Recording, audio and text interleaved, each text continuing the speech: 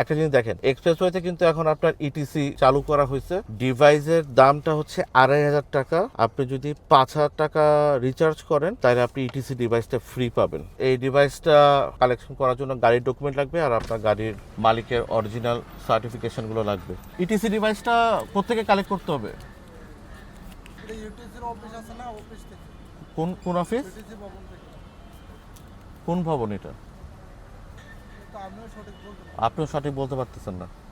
ওকে, তো এই হচ্ছে কি সিচুয়েশন। আনফরচুনেট বিষয় হচ্ছে গিয়ে আমাদের জাপান থেকে আসা যতগুলা গাড়ি আছে সবগুলা গাড়িতে কিন্তু একটা ইটিসি ডিভাইস আছে। আচ্ছা, what is etc device? Etc device হচ্ছে কি basically electronic toll card reader একটা। আমাদের দেশে যেমন ম্যানুয়ালি টোল কালেক্ট করা হয় ব্রিজে অথবা এরকম এক্সপ্রেসওয়ে শুরুতে, বিশ্বের অন্যান্য দেশে কিন্তু এটা ম্যানুয়ালি কালেক্ট করে না। একটা ডিভাইস থেকে যেখানে আপনি কার্ড পাঞ্চ করা থাকবে আপনার, তো আপনার গাড়ি যখনই টোল প্লাজাটা ক্রস করবে অটোমেটিক্যালি টোলটা কালেক্ট হয়ে যায়।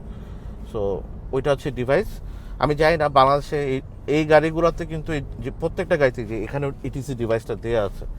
সো এরকম ডিভাইসটা যদি সব গাড়িতে যেহেতু অলরেডি আছে, আমাদের প্রায় 90% বা লেস দ্যান 90% গাড়ি জাপানিজ গাড়ি, এখানে যদি ইটিসি ডিভাইস দেওয়া ছিলই, আমরা গভর্নমেন্ট যদি একটু এটা নিয়ে আর একটু রিসার্চ করতো আর একটু যদি প্র্যাকটিক্যালি চিন্তা করতো, আমার মনে হয় এই ডিভাইসটা দিয়ে আমাদের এই কাজগুলো হয়ে যেত। প্রত্যেকটা টোল প্লাজাতে এরকম অটোমেটেড হয়ে গেলে কিন্তু আমাদের লাইফটা আরও ইজি হয়ে যেত। এনিওয়ে,